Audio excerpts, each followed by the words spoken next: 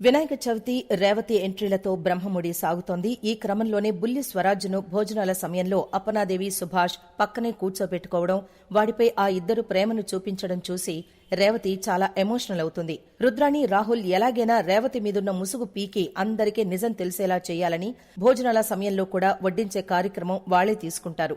బుల్లి స్వరాజ్కి చెరొక వైపు అపనాదేవి, సుభాషులు ప్రేమగా తినిపించి ముద్దులాడుతూ ఉంటే అది చూసి ఎమోషనల్ అయిన రేవతి పక్కకు వెళ్లి ముసుగు తీసి ఏడుస్తూనే ఉంటుంది. అప్పుడే రాజ్, కావ్య అక్కడికెళ్తారు. నా కొడుక్కి ఇంతకాలం ఆ ప్రేమను నేనే దూరం చేశాను కదా అని ఏడుస్తుంది. దాంతో రాజ్, కావ్య ఇప్పుడు దగ్గరవుతుంది కదా, బాధపడొద్దు అని సర్ది చెప్తారు. కన్నీళ్లు తుడిచి మళ్లీ ముసుగు వేసి తీసుకొస్తారు. అప్పుడే రాజ్, కావ్యలతో పాటు రేవతి కూడా భోజనానికి కూర్చుంటుంది. అప్పుడే అపనాదేవి, ఏమైంది రాధ, ఎందుకలా వెళ్లిపోయావు అంటుంది. ఏం లేదత్తయ్య, అది రాధగారికి వాళ్ళ అమ్మగారు గుర్తొచ్చారట అంటుంది కావ్య. వెంటనే రుద్రాణి, అదేంటి అమ్మతో కలిసి ఉండడం లేదా, ఎందుకు దూరంగా ఉంది, గొడవైందా అంటూ పుల్ల పెట్టడానికి ప్రయత్నిస్తుంది. వెంటనే రాజ్, అత్తా, అది వాళ్ళ అమ్మా నాన్నలు ఇక్కడుండరన్నమాట, ఎక్కడో వైజాగ్లో ఉంటారు, ఎప్పుడో కాని రారు. అలాంటిది ఈ రోజు అమ్మ వాళ్లు వాడినలా ఒళ్ళో కూర్చోబెట్టుకుని తినిపిస్తుంటే ఎమోషనల్ అయింది అంతే అంటాడు రాజ్. వెంటనే అపర్ణాదేవి, దీనికే కన్నీళ్లు పెట్టుకోవాలా రాధా, వీడే కాదు నువ్వు కూడా ఎప్పుడు కావాలన్నా ఇంటికి రావచ్చు. వీడికి నాకు మధ్య బంధం ఏంటో నాకు తెలియదు, కానీ వీడిని చూసిన ప్రతిసారి నాకు ఈ ఇంటి మనిషిలాగే అనిపిస్తాడు. మీ అమ్మా నాన్న దూరంగా ఉన్నారని అస్సలు బాధపడకు, నన్ను కూడా మీ అమ్మే అనుకో అంటుంది ప్రేమగా. ఆ మాటలకి రాజ్, కావ్య, రేవతి, ఇందిరాదేవి అందరిలో సంతోషం కలుగుతుంది.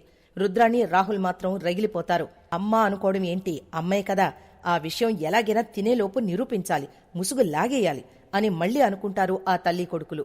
ఇక వడ్డించే క్రమంలో రాహుల్ రుద్రాణితో, మమ్మీ ఐడియా, ఆ రేవతి దగ్గరికెళ్లి నీళ్లు పోస్తున్నట్లుగా ముఖం మీద కొట్టే, వెంటనే తడిసిన ముసుగును తీసేయ్ అని అంటాడు. దాంతో సరే అని రుద్రాణి నీళ్ల జగ్గు తీసుకుని రేవతి దగ్గరికెళ్లి కావాలనే నీళ్లు మొహం మీద పోసేసి, అయ్యో సారీ అండి, నా వల్ల మీ ముసుగు తడిచిపోయింది, తీసేయండి, ఇక్కడంతా మనవాళ్లే కదా అంటూ బలవంతం చేస్తుంది. కావ్య, రాజు కూడా బిత్తరపోయి చూస్తూ ఉంటే అపర్ణాదేవి అరుస్తుంది, రుద్రాణి, ఎవరి ఆచారాలు వాళ్లవి, ఎందుకలా ఇబ్బంది పెడతావ్, చూసుకోకుండా నీళ్లు పోసి తప్పు చేసింది నువ్వు అని తిట్టి ఆపుతుంది. ఇక రాధతో అపర్ణాదేవి, అమ్మ రాధ, నీకిబ్బందిగా ఉంటే గదిలోకి వెళ్లి ఫ్రెష్ అయ్యిరా అని పంపిస్తుంది. ఇక రుద్రాణి, రాహుల్ల ప్లాన్ అక్కడ వర్కౌట్ కాదిక.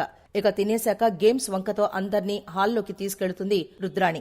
ఏంటి, ఎప్పుడూ ఫంక్షన్ జరుగుతూ ఉంటే కుళ్ళుకునే మా అత్తగారు ఈ రోజేంటో చాలా ప్లాన్స్ చేస్తున్నారు అంటుంది స్వప్న. సంతోషంగా ఉండాలనుకోవడం కూడా తప్పేనా అంటుంది రుద్రాణి.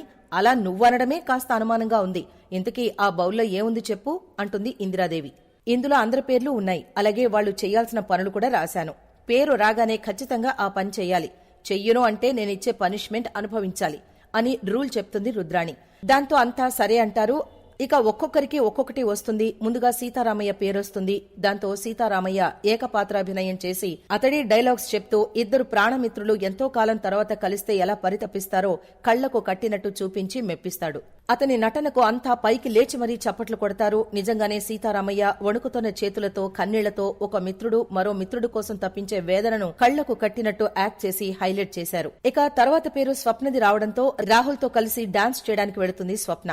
వాళ్ళిద్దరూ డాన్స్ చేస్తూ ఉంటే రగిలిపోతుంది రుద్రాణి ఎప్పట్లాగే.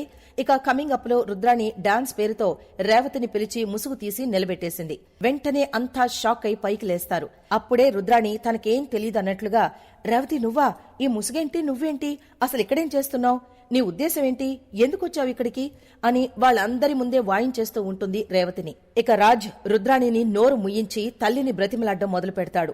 మనమంతా ఉండి కూడా అక్క అనాథలా ఎక్కడో ఉండి ఎందుకు బాధపడాలి, తన బిడ్డకు ఎవరూ లేరని చెప్పుకోవాల్సిన కర్మేంటి, కోపం తెచ్చుకోకుండా ఒక్కసారి అక్కని చూడమ్మా అని ఏడుస్తూనే రిక్వెస్ట్ చేస్తూ ఉంటాడు. అప్పుడే రుద్రాణి కోపంగా, అంటే ఏంట్రా, ముసుగేసుకొచ్చాక కూడా తన్ని క్షమించాలా అని రెచ్చిపోతుంది. వెంటనే మన అపర్ణాదేవి, ముసుగులో వచ్చింది రేవతి అన్న సంగతి నాకు తెలుసు అని రుద్రాణితో సహా అందరికీ జలక్కిస్తుంది. అక్కడితో ప్రోమో అయిపోయింది. మరి ముసుగులో వచ్చింది రేవతి అని తెలిసి కూడా అపర్ణాదేవి అంత సైలెంట్ గా ఉంది అంటే క్షమించిందనే అర్థమవుతోంది. మరిన్ని వివరాలు తరువాయి భాగంలో చూద్దాం.